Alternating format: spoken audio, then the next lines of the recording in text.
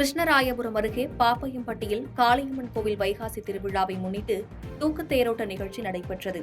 கரூர் மாவட்டம் கிருஷ்ணராயபுரம் அருகே பாப்பையம்பாடியில் காளியம்மன், முத்தாலம்மன், பாம்பளம்மன், மாரியம்மன் மற்றும் மலையாள கருப்பண்ண சுவாமி கோவில் அமைந்துள்ளது. இந்த கோவிலின் வைகாசி பெருந்திருவிழாவை முன்னிட்டு கடந்த மே 28ஆம் தேதி கரகம்பாளித்தல் நிகழ்ச்சி நடைபெற்றது. அதனைத் தொடர்ந்து இன்று காளியம்மன் தூக்கு தேரோட்ட நிகழ்ச்சி நடைபெற்றது. இதில் சிறப்பு அலங்காரத்தில் அம்மன் எழுந்தருளிய தூக்கு தேரினை 100க்கும் மேற்பட்ட இளைஞர்கள் தோளில் சுமந்தபடி உள்ளிட்ட ஊர்களின் வழியாக வலம் வந்தனர். வழிநெடுகிலும் பக்தர்கள் தேங்காய் உடைத்தும் அர்ச்சனை செய்து வழிபட்டனர்.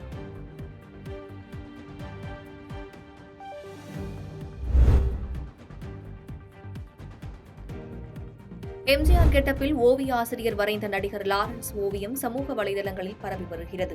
கள்ளக்குறிச்சி மாவட்டம் திருக்கோவிலூர் அடுத்த சிவனார்தாங்கல் கிராமத்தில் உள்ள ஊராட்சி ஒன்றிய நடுநிலைப் பள்ளியில் பகுதி நேர ஓவிய ஆசிரியராக சு. செல்வம் என்பவர் பணிபுரிந்து வருகிறார். நடிகர் ராகவா லாரன்ஸ் பொதுமக்களுக்கு பல்வேறு சமூக சேவைகளை செய்து வருவதால் சேவைகளை பாராட்டும் விதமாகவும் பெருமைப்படுத்தும் விதமாகவும் எம்ஜிஆர் கெட்டப்பில் நடிகர் லாரன்ஸ் படத்தை நீர்வண்ணத்தை கொண்டு 4 நிமிடங்களில் வரைந்துள்ளார். இது சமூக வலைதளங்களில் பரவி வருகிறது.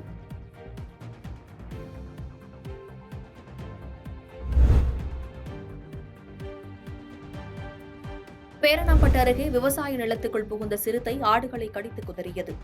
வேலூர் மாவட்டம் பேரணாம்பட்டு அடுத்த பெரிய தாமல் செருவு கிராமத்தில் சரவணன் என்பவர் ஆட்டுக்கொட்டகை வைத்துள்ளார். ஆடு கொட்டகையில் நேற்று இரவு சிறுத்தை ஒன்று உள்ளே புகுந்து ஆடுகளை கடித்துள்ளது. இந்த காட்சிகள் அங்கு பொருத்தப்பட்டுள்ள சிசிடிவி கேமராவில் பதிவாகியுள்ளது. இதுகுறித்து நில உரிமையாளர் மற்றும் பொதுமக்கள் கூறுகையில், அவ்வப்பொழுது நிலத்தில் வந்து சிறுத்தைகள் ஆடுகளை கடித்து இழுத்து சென்று விடுவதாக கூறினர்.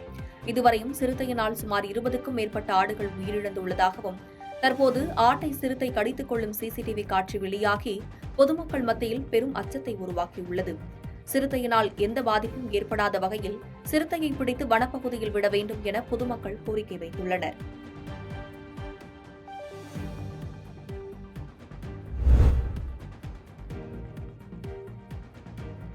உதகை அரசு தாவரவியல் பூங்காவில் மலர் கண்காட்சி நிறைவடைந்ததை தொடர்ந்து கண்ணாடி மாளிகை திறக்கப்பட்டுள்ளதால் சுற்றுலா பயணிகள் ஆர்வத்துடன் கண்டு ரசித்து வருகின்றனர். நீலகிரி மாவட்டத்தில் உலக புகழ்பெற்ற அரசு தாவரவியல் பூங்காவில் நாள்தோறும் ஏராளமான சுற்றுலா பயணிகள் வந்து செல்கின்றனர்.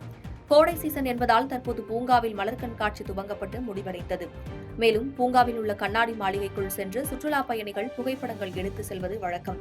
ஆனால் சில காரணங்களால் கண்ணாடி மாளிகை தற்காலிகமாக மூடப்பட்டிருந்த நிலையில் தற்போது பூங்காவில் உள்ள கண்ணாடி மாளிகை திறக்கப்பட்டுள்ளதால் சுற்றுலா பயணிகள் அதனை கண்டு புகைப்படங்களை எடுத்து ரசித்து வருகின்றனர்.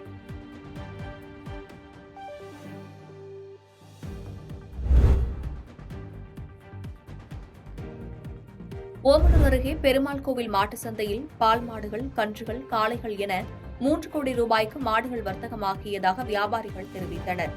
சேலம் மாவட்டம் ஓமலூர் அருகே உள்ள பெருமாள் கோவில் கிராமத்தில் தென்னிந்திய அளவில் புகழ்பெற்ற மாட்டுச்சந்தை இன்று கூடியது. சந்தைக்கு உள்ளூர் விவசாயிகள் வளர்த்த எருமை மாடுகளும் வெளி மாவட்டம் மற்றும் வெளி மாநிலங்களில் இருந்தும் சுமார் 2500 கால்நடைகள் விற்பனைக்கு கொண்டு வரப்பட்டிருந்தது. இதில் பல்வேறு பகுதிகளைச் சேர்ந்த வியாபாரிகள், விவசாயிகள் கலந்து கொண்டு கால்நடைகளை வாங்கியும் விற்பனை செய்தும் சென்றனர். இன்று கூடிய சந்தையில் எருமைகள் விற்பனை மிகவும் மந்தமாகவே இருந்தது. இன்றைய சந்தையில் 3 கோடி ரூபாய் வரை வர்த்தகம் நடைபெற்றதாக வியாபாரிகள் தெரிவித்தனர்.